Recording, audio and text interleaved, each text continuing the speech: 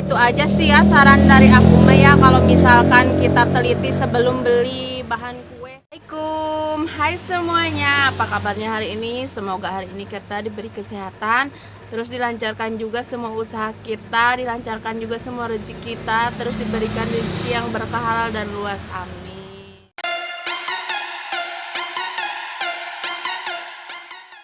Kali ini aku mau ngasih saran aja atau berbagi tips kayak gitu kepada bunda-bunda atau teteh-teteh yang suka belanja bahan kue. Nah, di sini kan aku jual bahan kue sama sembako juga. Jadi aku pengalaman sendiri kayak gitu ya. Di sini banyak misalkan ada ibu-ibu yang belanja di rumahnya mau beli apa, pas nyampe ke sini mah lupa mau beli apa. Nah, di sini aku mau berbagi tips atau saran aja, semoga bermanfaat ya. Tips yang pertama yaitu kalau misalkan bunda-bunda atau teteh-teteh mau beli bahan kue, kita di rumah itu nentuin kue apa sih yang mau kita bikin, seperti nastar atau kue bolu. Terus tahu kan bahan-bahannya apa aja kayak gitu. Kita catat tuh di kertas kayak gitu. Misalkan mau beli gula, mau beli SP, mau beli terigunya, apa gulanya.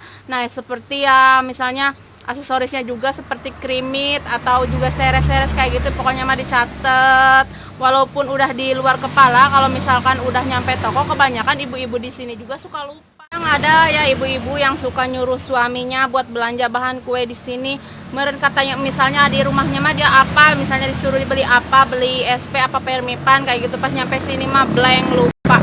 Nah, sebaiknya dia dibawain catatan atau ya tulisan-tulisan kecil seperti itu, apa aja yang mau dibeli. Kasihan kalau udah nyampe sini suka bingung si bapak-bapaknya teh, seperti contoh yang berikut ini.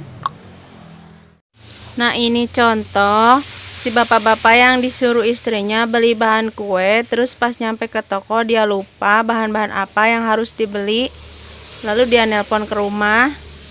Lebih kasihan lagi ketika dia nelpon ke rumah, ternyata nggak ada satu orang pun yang ngangkat teleponnya.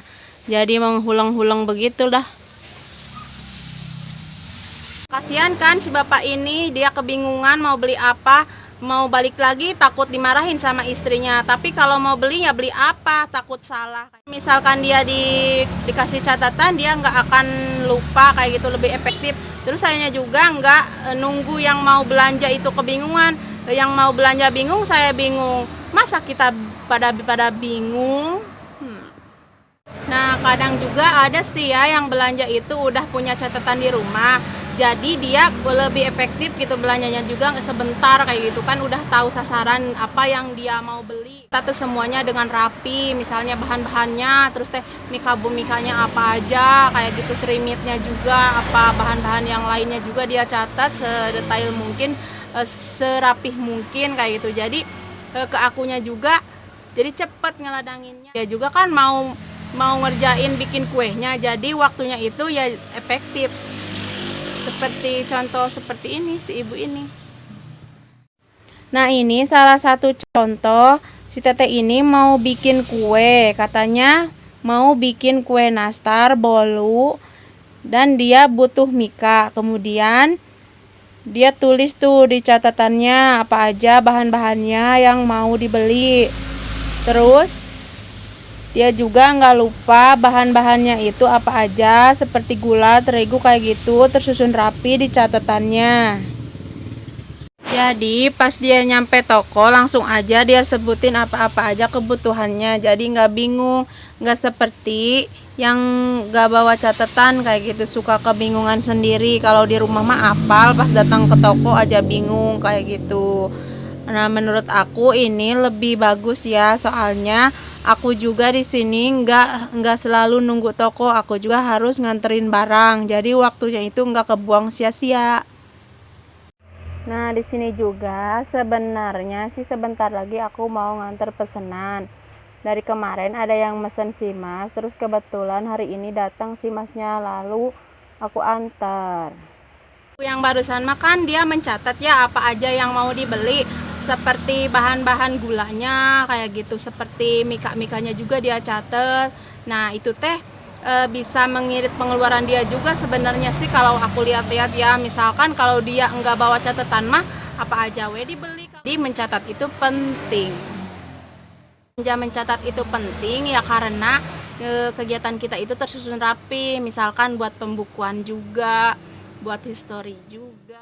Seperti tadi yang aku bilang, selain aku ngeladangin atau menunggu toko, aku juga suka ngantar pesanan. Nah, sekarang yang belanjanya udah pulang, jadi aku bisa ngantar pesanan ini.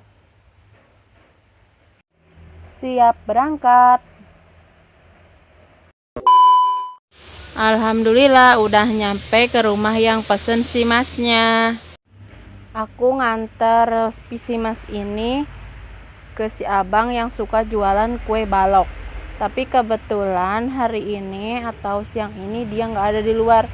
Jadi aku harus bawa si masnya ke dalam sendiri. Kemudian aku bawa ke dalam.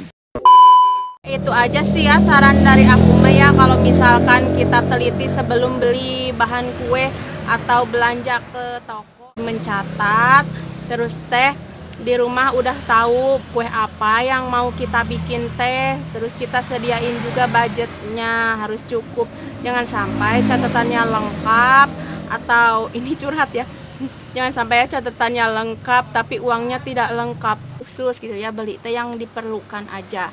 Misalnya coba kalau tidak mencatat mau beli bahan kue, lihat sendal, beli sendalnya. Kalau punya budgetnya lebih nggak apa-apa sih, ini kalau misalnya kurang. Bahan kue itu berkaitan satu sama lain, misalnya mentega, terigu, terus baking powdernya, SP-nya juga harus kebelikan semua, berarti budgetnya harus cukup. Dan misalkan salah satunya enggak kebeli, coba mau bolunya bantat ya. Jadi di sini kita juga harus mempersiapkan budgetnya. Kalau budgetnya kurang terus catatannya lengkap, siapa coba yang rugi? Ayo, siapa coba yang rugi?